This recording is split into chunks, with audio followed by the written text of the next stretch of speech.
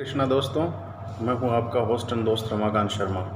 आज फिर एक नए टॉपिक के साथ, और आज का टॉपिक है media is no longer about journalism. जैसा कि मैंने आपको पहले भी बताया था, the journey of media we will talk about, and इसको मैंने 3 फेजेज में बांटा है। एक तो प्री इंडिपेंडेंस, एक पोस्ट इंडिपेंडेंस और एक पोस्ट ग्लोबलाइजेशन, कि मीडिया का कैसे कॉरपोरेटाइजेशन हुआ है आफ्टर 1991। तो उसके इम्पैक्ट्स और इन चीज़ों पे हम बात करेंगे। सबसे पहले, कल ही जैसे हिंदी पत्रकारिता दिवस था, उसमें सबसे बड़ी ब्लंडर जो हुई, आपको ये भी बताऊंगा कि ऐसी ब्लंडर क्यों होती है। जैसे दैनिक भास्कर न्यूज़पेपर में पंडित भंवरलाल शर्मा का निधन हुआ, जो भाजपा के पूर्व प्रदेशाध्यक्ष थे। उन्होंने बिना देखे फ़ोटो पंडित भंवरलाल शर्मा विधायक सरदार शहर की छापी। साथ में जी न्यूज़ ने भी वैसी ही न्यूज़ को चलाया, पंडित भंवरलाल शर्मा जो सरदार शहर विधायक हैं उनकी फ़ोटो के साथ कि उनका निधन हो गया। एक्चुअली में वैसा हुआ नहीं। तो इट्स अ शैमफुल थिंग कि कैसे मीडिया और कैसे जो जर्नलिज्म आज का है वो कैसे चलता है। अगर हम इसके हिस्टोरिकल बैकग्राउंड में जाएं मीडिया के, तो media was started in India in 1780, और उसको चलाने वाला था वो एक आयरिश नागरिक था जिसका नाम था जेम्स ऑगस्टस हिक्की, जिसको हिक्की पीरियड भी बोला जाता है। उसने एक वीकली न्यूज़पेपर लॉन्च किया जिसका नाम था Bengal gazette, and he opposed each and every policy of East India company during that particular time. और उसने उनकी जो लाइफ स्टाइल्स थी, जो अंग्रेज़ ऑफिसर्स थे, उनका जो एक करप्शन था, जो एक इंडियन लोगों पे एक तरह से वो अत्याचार करते थे, उन सब चीज़ों के बारे में उसने लिखना स्टार्ट किया। But later on east India company के कहने पर उनको गिरफ्तार किया गया और जेल भेज दिया गया। तो उसका short duration period of time था। उसके बाद 1826 के आसपास हिंदी का पहला न्यूज़पेपर आता है जिसको हम उदंड मार्तंड कहते हैं। अब ये न्यूज़पेपर हिंदी में पहला छपा 1857 का जो एक स्वतंत्रता संग्राम हम जिसको कहते हैं वो हुआ। उसमें इस मीडिया ने बड़ा ही रोल अदा किया था। उसी दौरान राजा राम मोहन राय जैसे एक सोशल रिफॉर्मर्स हुए थे, उन्होंने भी एक अपना न्यूज़पेपर लॉन्च किया था जिसको उन्होंने फ़ारसी में लिखा था। और उन्होंने जो एक क्रिश्चियन मिशनरीज़ का उस समय एक जो कन्वर्जन का प्रोग्राम चल रहा था, जो लोग उनके झांसे में आ जाते थे और उनको वो कन्वर्ट कर देते थे, उनके खिलाफ़ उन्होंने लिखना स्टार्ट किया, लोगों को अवेयर करना स्टार्ट किया। 1857 का जैसे ही ये म्यूटनी होता है, उसके बाद सरकार जो ब्रिटिश थी उन्होंने इस चीज़ को कर्ब करने के लिए बहुत प्रयास किए, और 1878 में तो लॉर्ड लिटन ने वर्नाकुलर प्रेस एक्ट भी ला दिया था। अब मैं आपको बताता हूँ वर्नाकुलर क्या होता है। वर्नाकुलर मीन्स जो इंडियन लैंग्वेजेस थी, अपार्ट फ्रॉम हिंदी, जो रीजनल लैंग्वेजेस थी उनमें भी बहुत सारे न्यूज़पेपर छपते थे, और वो बहुत एक अहम कड़ी का मतलब रोल अदा करते थे, जिसमें क्या होता था कि जो लोग भी अपनी पॉलिटिकल आइडियोलॉजी, पॉलिटिकल थिंकिंग और जो भी मैसेजेस थे वो उनके न्यूज़पेपर के थ्रू मासेज को पहुँचाते थे। इससे क्या होता था, मासेज में एक अवेयरनेस आती थी और वो एकजुट होने का प्रयास करते थे। तो लॉर्ड लिटन ने तो इसको तोड़ने के लिए वर्नाकुलर प्रेस एक्ट बनाया, और उसमें ये कहा गया कि इसमें सेंसरशिप रहेगी, गवर्नमेंट की इसके ऊपर सेंसरशिप रहेगी, बैन करेगी सरकार, और जो कंटेंट लिखा जाता है उसको वेरीफाई किया जाएगा और क्या लिखा जाता है वो देखा जाएगा। तो फिर भी जो केसरी न्यूज़पेपर था जिसको बाल गंगाधर तिलक ने स्टार्ट किया, और भी बहुत से न्यूज़पेपर थे जिनका सर्कुलेशन आज के न्यूज़पेपर के कंपैरिजन में देखा जाए तो बहुत कम था। अब यहाँ पर मैं आपको एक बताता हूँ, this is the historical paradox of Indian media और इंडियन जर्नलिज्म। उस ज़माने में केसरी जैसे न्यूज़पेपर, महात्मा गांधी के हिंद स्वराज और छोटे मोटे और न्यूज़पेपर थे जो रीजनल लैंग्वेजेस में छपते थे अखबार, उन सब ने इतने बड़े सोशल और एक नेशनल कोज को पूरा किया। इंडियन इंडिपेंडेंस को दिलवाने में उस समय की प्रेस थी, उसका बहुत बड़ा योगदान था, लोगों को अवेयर करने के लिए, लोगों को ये सब चीज़ें समझाने के लिए। लेकिन पैराडॉक्स क्या, आज हमारे देश में इतने सारे चैनल हैं जिनकी गिनती हम नहीं कर सकते, इतने सारे न्यूज़पेपर जो इंग्लिश, हिंदी, रीजनल लैंग्वेज में छपते हैं, बट क्या वो आज उस तरह के सोशल और नेशनल कोज को पूरा कर पा रहे हैं? तो इंडियन इंडिपेंडेंस का जो स्ट्रगल था उसमें अपने एक प्रेस का बहुत बड़ा कंट्रीब्यूशन था, और उस कंट्रीब्यूशन को उन्होंने हाई लेवल पे लेके गए, और इंडिया को जो एक फ्रीडम मिली ब्रिटिश सरकार की नीतियों का विरोध करना, बहुत से पत्रकारों को जेल में भी डाला गया। महात्मा गांधी, बाल गंगाधर तिलक और दूसरे जो राजनेता थे जो अपने न्यूज़पेपर चलाते थे, उनके ऊपर भी सेंसरशिप लगाई गई, जेल भी भेजा गया।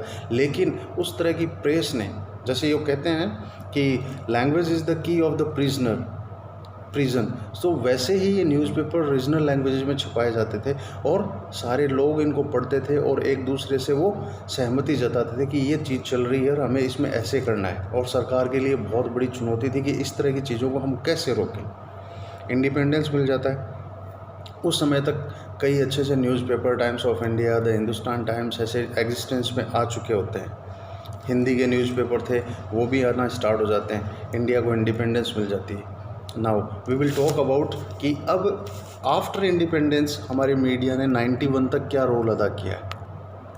After independence, government of India, Indian press, everybody had some big challenges.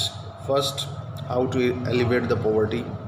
Second, agriculture sector को कैसे ऊपर लाना है, कैसे देश का इंडस्ट्रियलाइजेशन करना है, पब्लिक सेक्टर को आगे बढ़ाना है, इकोनॉमिक पॉलिसीज़ थी उनको अच्छे से डिफाइन करना है।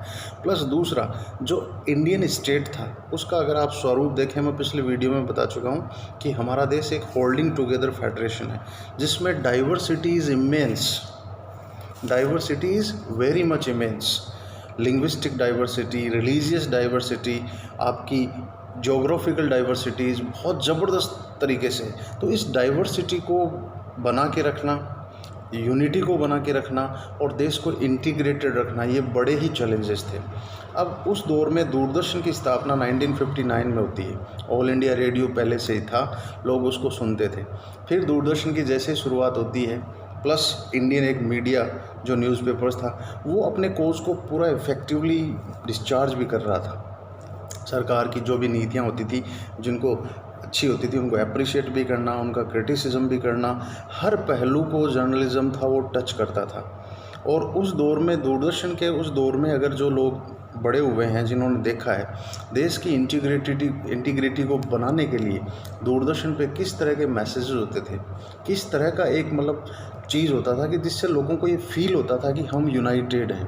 कहीं भी हैट्रेड नहीं था, कहीं भी कोई झूठ का बोलबाला नहीं था, कहीं प्योर पैड न्यूज़ स्कैंडल्स नहीं हुआ करते थे। दूरदर्शन पे न्यूज़ आती थी, ऑल इंडिया पे गीतमाला से लेके न्यूज़, बहुत सी चीज़ें होती थी जो लोग बहुत सुनते थे। टीवी पे आप मैचेस वगैरह स्टार्ट नहीं हुए थे, लेकिन रेडियो पे कमेंट्री सुनना, ये सब चीज़ें थी। अब जब दूरदर्शन में आप देखिए, ये मैंने बोल दिया कि सोशल कॉज के लिए तो दूरदर्शन काम करता ही करता था, न्यूज़ में भी उनका एक लेवल हुआ करता था, हर पहलू को वो टच करते थे। साथ में न्यूज़ का भी एक ड्यूरेशन होता था, पूरे दिन न्यूज़ नहीं आती थी। और दूरदर्शन एक ऐसा माध्यम था जिसमें जितने भी अच्छे अच्छे सीरियल्स बने हैं वो दूरदर्शन के ही हैं। आज भी हम देखें तो क्वालिटी वाइज टॉप क्लास के फिल्म स्टार्स, टॉप क्लास के एनएसडी से निकले हुए कलाकार, डायरेक्टर्स दूरदर्शन से डेब्यू करते थे और एक मासेज को बहुत अच्छा संदेश देते थे। मुझे तो आज भी याद है कि उसमें एक ऐड दिखाते थे देश की यूनिटी को बरकरार रखने के लिए, एक रिलीजियस डाइवर्सिटी को मेंटेन करने के। छोटा बच्चा किसी जगह घूमने जाता है और वो भटक जाता है, उसके माँ बाप परेशान होते हैं, उसको ढूंढते हैं, वो नहीं मिलता है। फिर वो एक वहाँ पे मोहम्मडन होता है, वो अपना बड़े आदमी होते हैं, वो अपनी नमाज़ अदा कर रहे होते हैं, वो वहाँ जाके उनको खड़ा होकर देखने लगता है। फिर वो उसके हाथ में एक पौधा सा होता है, तो वो कहता है कि ये अंकल क्या है, तो वो कहते हैं कि ये संजीवनी बूटी है। तो बोला संजीवनी बूटी क्या होती है, तो वो मुस्लिम आदमी उनको बताता है कि जब राम और लक्ष्मण अयोध्या से गए थे और सीता जी का अपहरण हो गया था, तो लंका में राम जी के भाई के बाण लग गया था लक्ष्मण जी के, तो वो बेहोश हो गए थे और उसको मूर्छा से जगाने के लिए हनुमान जी ये लेके आए थे और इतने में उनके माँ बाप आते। हम छोटे थे तो देख के बड़ा खुश होते थे कि कितने अच्छे मैसेजेस देते थे दूरदर्शन में। लेकिन आप उससे 91 के पहले दौर में देखें तो न्यूज़पेपर जितने भी थे उसमें करस्पॉन्डेंट थे, वो अलग अलग थे। हर चीज़ के लिए करस्पॉन्डेंट होता था और वो सब चीज़ों को कवर करता था। स्पेशली जो रूरल इकोनॉमी है, जो रूरल एरिया है, उसको पूरा का पूरा कवर किया जाता था। उस पे पूरे कॉरेस्पॉन्डेंट होते थे, वो सारे के सारे उन चीज़ों में जाके देखते थे और सही रिपोर्टिंग करते थे, जिससे लोगों को सही जानकारियाँ मिलती थी। अब देखिए, अपन बात करते हैं पोस्ट ग्लोबलाइजेशन। 91 में जैसे इंडियन इकोनॉमी को खोला, अब इंडिया के मीडिया में क्या क्या चेंजेज आए, ये सबसे डेंजरस फेज मीडिया और जर्नलिज्म के लिए स्टार्ट होता है। Because from this particular line 1991 the corporatisation of media started, और जहाँ पे कॉरपोरेटाइजेशन स्टार्ट होता है वहाँ मीडिया मोनोपोली स्टार्ट हो जाती है। बिकॉज कॉरपोरेटाइजेशन का मतलब प्राइवेटाइजेशन, और मीडिया का जैसे ही प्राइवेटाइजेशन होने लग गया, अब हम ये चीज़ का बिल्कुल भी यकीन नहीं कर सकते कि दिस थिंग इज़ ऑथेंटिक और नॉट। बिकॉज आज के जो मीडिया हाउसेज हैं वो क्या है एक्चुअली, जितने भी मीडिया हाउसेज हैं they are owned by the corporates, private bodies, and they are the owners of this thing, so they are the prisoners of profit। क्योंकि जो भी प्राइवेट काम होगा पॉलिटिकली फ्री हैं, all the channels, all the newspaper, they are politically free but they are prisoners of profit। Because जहाँ privatisation हो जाएगा वहाँ पे सबसे पहला जो ऑर्गेनाइजेशनल ऑब्जेक्टिव हो जाता है वो है प्रॉफिट और रेवेन्यू कमाना। अब वो रेवेन्यू और प्रॉफिट किस तरीके से आता है ये आप देखिए। अब कॉरपोरेटाइजेशन जैसे इंडियन मीडिया का होता है, डिफरेंट चैनल्स लॉन्च हो जाते हैं, अलग अलग न्यूज़पेपर और लॉन्च हो जाते हैं, बड़े बड़े कॉरपोरेट हाउसेज हैं वो मीडिया के अंदर इन्वेस्टमेंट करने लगते हैं, और बड़े बड़े चैनल्स हैं वो सारे मीडिया के, ये सारे कॉरपोरेट हाउसेज लॉन्च करते हैं, प्रोफेशनल एंकर्स आ जाते हैं, न्यूज़ का जो स्तर है वो आप देख सकते हैं। अभी जो मैंने अभी पत्रकारिता दिवस पर हिंदी न्यूज़पेपर में जो गलती हुई, जी न्यूज़ पे जो पंडित भंवरलाल शर्मा जी की फ़ोटो के साथ न्यूज़ डेथ की चलाई गई, उसमें मैं बताता हूँ। क्योंकि अब मीडिया में क्या है कि मेहनत करने वाले जर्नलिस्ट नहीं रहे हैं, because they are driven by the profit, और उनको जो उनके मालिक बोलते हैं वो वैसा करते हैं। तो कोई भी स्ट्रिंगर होता है वो कोई भी स्ट्रिंग ऑपरेशन करता है, और फिर वो एक सेम न्यूज़ अलग अलग डिफरेंट न्यूज़पेपर के और आपके मीडिया चैनल्स के लोगों को बेच देता है, उसका पैसा बन जाता है और रिपोर्टर को वहाँ जाने की ज़रूरत नहीं पड़ती। आप 91 से पहले देखिए, एग्रीकल्चर सेक्टर के लिए हर न्यूज़पेपर में 2-2, 3-3 कॉरेस्पॉन्डेंट होते थे, लेबर कॉरेस्पॉन्डेंट अलग होता था। मींस पहले लेबर यूनियन इतनी ज़बरदस्त थी क्योंकि सरकारी उपक्रम हुआ करते थे, तो लेबर्स की जो रियल प्रॉब्लम थी उनको जानने के लिए हर न्यूज़पेपर का लेबर कॉरेस्पॉन्डेंट होता था। एग्रीकल्चर सेक्टर जो गांव में किसानों की क्या हालत है, रियल में खेती कैसे की जा रही है, डेवलपमेंट हुआ है कि नहीं हुआ है, लोग किस तरीके से गांव में इकॉनमी को चलाते हैं, क्या उनके सेल्फ हेल्प ग्रुप्स हैं वो कैसे काम करते हैं, ये सारी चीज़ें वो कवर अप करते थे और ऑथेंटिक खबरें उसमें न्यूज़पेपर में आती थी। लेकिन आजकल क्या होता है, they are not covering the labours as well. जो माइग्रेंट लेबर आज हमारे सामने आया है, ये इसीलिए आया क्योंकि ये फोकस पहले उस पर करते ही नहीं थे। क्योंकि आज इनकी जो समस्याएं जितनी आई हैं वो कभी जाके आपने देखा होगा प्राइवेट में, तो एजुकेशनिस्ट हूँ, तो प्राइवेट टीचर्स की क्या समस्या है कभी कोई रिपोर्टर ने जाके उनसे बात नहीं करी आज तक। प्राइवेट टीचर्स क्या करते हैं, वैसे माइग्रेंट वर्कर्स हैं, लेबर्स हैं, उनकी समस्याएं क्या हैं, कभी भी रियल कवर स्टोरीज़ उनके ऊपर जाके किसी ने कुछ नहीं करके छापा, इसलिए ये चीज़ें ढकी की ढकी रही। रूरल इकॉनमी क्यों कोलैप्स हो रही है, रूरल इकॉनमी की क्या प्रॉब्लम्स हैं, कुछ एक जर्नलिस्ट को छोड़ दें जो फ्री होके कल्चर से, इन कॉर्पोरेट हाउसेस से अपने खुद के वेब पोर्टल्स के थ्रू वो काम कर रहे हैं, जैसे जिनमें पी साईनाथ का बहुत बड़ा एक एग्जांपल है, रमन मैग्सेसे अवार्ड विनर हैं, वो बिल्कुल इस चीज़ पे काम करते हैं। और उन्हीं के शब्द में कुछ कोट भी कर रहा हूँ जो वो ये कहते हैं कॉर्पोरेटाइजेशन ऑफ मीडिया ये सब हुआ है। तो ऐसे जर्नलिज्म की आज आप उम्मीद कर भी नहीं सकते। आप देखिए इतनी बड़ी जो इंडस्ट्री है बॉलीवुड की, उसके लिए हर न्यूज़पेपर और हर चैनल के लिए 2-2 कॉरेस्पॉन्डेंट मिल जाएंगे। इसीलिए शिल्पा शेट्टी अगर बैंगन का भरता बनाती है तो उसको हाईलाइट किया जाएगा, विराट कोहली का कुत्ता मर जाता है तो उसको हाईलाइट किया जाएगा। और ये जो सड़कों पे जा रहे हैं इनको बस आप कैसे हो, कहाँ जा रहे हो, कैसे चलोगे, ये सब कर लिया, लेकिन रियल प्रॉब्लम क्या है, क्यों ऐसा हुआ है, उसके बारे में कवर स्टोरी छापना बिल्कुल ही ये मुनासिब नहीं समझते। प्राइम टाइम डिबेट्स आप न्यूज़पेपर की न्यूज़ चैनल्स की आप देखोगे तो आपको शर्म आएगी। इंडिया में दिल्ली में आपका मीडिया स्टडी सेंटर है, वो ये डेटा इशू भी करता है जिसमें आप पता कर सकते हैं कि मीडिया में पिछले 1 साल में कितनी डिबेट्स हुई हैं और उन डिबेट्स के टॉपिक्स क्या रहे। क्या कभी उन्होंने एग्रीकल्चर पे, लेबर के ऊपर और भी जो इंडिया की जो समस्या है, पॉवर्टी है, इन सब के ऊपर क्या उन्होंने डिस्कशन किया है। संपत सरल कहते हैं कि मीडिया वाले बात तो करते हैं गरीबी की रेखा पर और ख़त्म होती है तब तक वो रेखा की गरीबी भी आ जाते हैं। ये पैराडॉक्स चलता है इंडियन मीडिया का। तो कोई भी ऐसा चीज़ नहीं करेगा। अगर आपको मीडिया को समझना है तो मैं आपको एक सजेस्ट करूँगा कि आप वो मूवी ज़रूर देखें, पीपली लाइफ। मैंने जब इस पीपली लाइव मूवी को देखा तो I was thrilled actually. It was a social satire, एक सटायरिकल मूवी थी जो मीडिया की एक जो मनोदशा है उसके ऊपर वो बात करती है। अनुषा रिजवी ने उसको मतलब डायरेक्ट किया था, आमिर खान प्रोडक्शन की वो मूवी थी। और किसानों के सुसाइडल केसेस 2014 के आसपास खूब हुए। आज भी किसानों के विदर्भ क्षेत्र है जो मराठवाड़ा क्षेत्र है महाराष्ट्र का, वहाँ पे कितने किसान हैं वो सुसाइड कर चुके हैं। क्यों करते हैं, किस लिए करते हैं, इसके ऊपर कोई भी डिबेट नहीं करता है। लेकिन भारत पाकिस्तान के ऊपर, हिंदू मुसलमान के ऊपर, इसके ऊपर, उसके ऊपर, क्योंकि खबरों को सेंशलाइजेशन करना है। क्योंकि जितना सेंसेशन आप पैदा करोगे उतनी ही लोग उस चीज़ को सुनेंगे, प्राइम टाइम के ऊपर डिबेट देखेंगे कि किस तरह से मतलब डिबेट चल रही है। क्योंकि कृषि के ऊपर अगर कोई बात हो रही है तो आप और मैं भी इंटरेस्ट लेके नहीं सुनते हैं, ये एक फैक्ट है। लेकिन जब एक सेंसेशन वाली खबर चलती है, लोग डिबेट करते हैं, एक दूसरे पे आरोप लगाते हैं, ऐसे 4-5 पैनलिस्ट बिठा दिए जाते हैं, उनको देख के लोग मतलब देखते हैं वाह देखो ये पाकिस्तान के लिए ऐसा कर रहा है, ये इंडिया के लिए अभी ये किया था थोड़े दिन पहले अर्नब गोस्वामी वाले चैनल पे ऐसे ही हुआ था।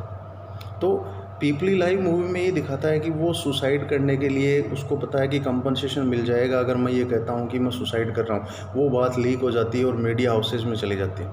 मीडिया हाउसेज उसके गांव में उसको कवर करने के लिए पहुँच जाते हैं और फिर वहाँ पे जो नौटंकी स्टार्ट होती है उसको आप देखो तो रियली में लगेगा कि मीडिया है वो एक छलावा है। उसी पे नवाजुद्दीन सिद्दीकी ने भी एक रोल किया है जो गांव में रह के एक रिपोर्टर का काम करता है। एक महतो नाम का एक आदमी है जो बेचारा गरीब है, जो एक किसान है, एक लेबर है, जो अपने छोटी सी झोंपड़ी में रहता है और वहाँ पे गड्ढा खोदता रहता है दिन रात। वो उसकी स्टोरी को अपनी जो सीनियर है उसको बताने की कोशिश करता है कि मैडम इसकी रियल प्रॉब्लम इसको दिखाओ, उसको तो बहुत सारे आ गए हैं, ये आ गए हैं, वो आ गए। लेकिन वो कहती है कि नहीं I am bound with my principles, मेरे को ऊपर से जब तक नहीं कहा गया मैं नहीं करूँगी। और एक दिन वो महतो मर जाता है और नवाजुद्दीन सिद्दीकी गुस्से में और मतलब दुख के साथ उसको कहता है कि मैडम ये है रियल आत्महत्या जिसको आप कवर नहीं कर रहे हो। तो हमारे देश में ये मीडिया का पैराडॉक्स चलता है, आप कोई खबर की ऑथेंटिसिटी की उम्मीद नहीं कर सकते because these media channels are governed by the profit only. ये वही डिबेट करेंगे जो लोगों के अहंकार को फुसलाने में एक योगदान दे, लोगों को लगे कि यस ये मेरे जो अंदर चल रहा है उसको ये परिलक्षित कर रहा है, वही चीज़ वो देखेंगे। तो अर्नब गोस्वामी पहले टाइम्स ग्रुप में थे, अब आप देखिए जितने भी न्यूज़ चैनल उसमें रिलायंस इंडस्ट्रीज़ है, रिलायंस ग्रुप है, उन्होंने जियो लॉन्च किया। मुकेश अंबानी को खुद नहीं पता कि उसके पास कितने चैनल्स हैं। न्यूज़ 18 उनका चैनल, न्यूज़ 18 ग्रुप, जिसमें आपका वोट भी आ जाता है, कलर्स भी आ जाता है। इसके अलावा ईटीवी के जितने भी चैनल उसमें ईटीवी तेलुगु को छोड़ दें वो रामोजी राव ग्रुप है उनका है। बाकी ईटीवी राजस्थान, ईटीवी मराठी, बंगाली जितने भी channel it is owned by the Reliance group. Hindustan times जो न्यूज़पेपर है that is owned by the Birla group. आपका जो दैनिक भास्कर ग्रुप है वो आपके अग्रवाल फैमिली है भोपाल की, उनके द्वारा ओन्ड है। शोभना भरतिया जो पहले राज्यसभा मेंबर, अब ये और चीज़ जुड़ गई है, मीडिया के जो लोग हैं उनको राज्यसभा में सीट भी चाहिए। तो एक नेक्सस बन गई है किसके साथ, politicians plus media, and it is one of the dangerous nexus in this country because आजकल गवर्नमेंट को आप देखिए माउथ पीस की ज़रूरत नहीं है, पीआरओ की कोई ज़रूरत नहीं है। मीडिया हाउसेज वो ही सरकार की सारी चीज़ें मतलब बता रहे हैं, इस तरीके से बताते हैं कि अपोजिशन कोई सवाल पूछती है तो उसके ऊपर वो एंटी नेशनल का चार्ज लगा देते हैं और एक पूरा नैरेटिव सेट कर दिया जाता है कि ऐसा हो रहा है। बल्कि मीडिया को विंस्टन चर्चिल ने क्या कहा था कि ये फोर्थ पिलर है डेमोक्रेसी का, but now it is not fourth pillar. क्यों, पॉलिटिशियंस के साथ नेक्सस होने से उनको भी राज्यसभा में एंट्री मिलती है। तो जो पॉलिटिकल एस्पिरेशंस हैं पॉलिटिशियंस की वो इंजेक्ट हो जाती है मीडियाज़ में, और मीडिया कभी भी रियल इश्यूज़ को नहीं दिखाएगा क्योंकि जो उनको प्रेजेंट गवर्नमेंट बोलेगी, चाहे ये बीजेपी कांग्रेस की बात नहीं है, दोनों में कोई भी हो, आपकी हो चाहे किसी भी सरकार हो, किसी का नहीं, पॉलिटिशियंस सब हो जाते हैं जिसमें कोई बीजेपी कांग्रेस नहीं, जो वो कहते हैं उस हिसाब से वो चलाते हैं। अभी लोक सत्ता के एक तो और एक Chandrashekhar, I don't know the full name, उन दोनों को नॉमिनेट किया राज्यसभा के लिए। अब अर्नब गोस्वामी टाइम्स नाउ में काम करते थे, चंद्रशेखर ने उनको फंड किया और एक नया रिपब्लिक टीवी लॉन्च कर दिया। जैसे ही टाइम्स नाउ छोड़ा उससे पहले Arnab used to be balance and I used to watch him, 2013 से मैं अर्नब की डिबेट सुनता था and I was a real fan of him and after that he just working on an agenda.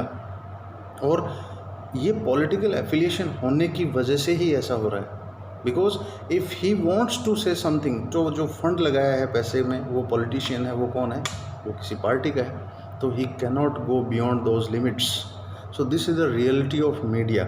ये पोस्ट ग्लोबलाइजेशन चेंजेज आए हैं और ये हमारे देश के लिए, हमारी डेमोक्रेसी के लिए, जो लोकतांत्रिक मूल्य हैं उनके लिए बहुत ही डेंजरस हैं। Media is playing a very venomous job, बहुत ही जहरीले हो चुके हैं। कोई भी आदमी फील्ड में जाके पता नहीं लगाता क्या हो रहा है क्या नहीं हो रहा है। कोई स्टिंग ऑपरेशंस इस तरह के नहीं होते हैं, किसी ने कर लिया उसी से न्यूज़ ले ली, वो एक 10 न्यूज़पेपर को बेच देता है, 10 चैनल्स को दे देता है। इस तरह से मीडिया चलता है। ये हिस्टोरिकल पैराडॉक्स है कि जिन छोटे से मीडिया ने पूरे ब्रिटिश एम्पायर को हिला दिया था, और आज इतने सारे मीडिया होके भी हम सोशल कोज को पूरा नहीं कर पा रहे हैं। और इस कोविड-19 ने तो हमारे पूरे डेवलपमेंटल और सोशल सिस्टम को एक्सपोज करके रख दिया है। तो मेरी तो आपसे यही गुजारिश है कि मीडिया की फैलाई हुई किसी भी सेंसेशन में ना आए, अपने विवेक का इस्तेमाल करें, अपनी रैशनलिटी का यूज़ करें, अच्छी अच्छी बुक्स पढ़ें, डिटेल में जाएं, गूगल में सर्च करें, हर चीज़ को देखें और उसके बाद कोई ओपिनियन बनाएं। फॉरवर्डेड मैसेज सोशल मीडिया पे चलते रहते हैं, so don't go in that. आपने मेरी बात को सुना, बहुत बहुत धन्यवाद आपका। मेरे चैनल को ज़रूर सब्सक्राइब करिए। इसको मैं एक अलग तरीके से लॉन्च करूँगा आने वाले टाइम में। This is my hobby and it's going to be my profession also. Thank you very much.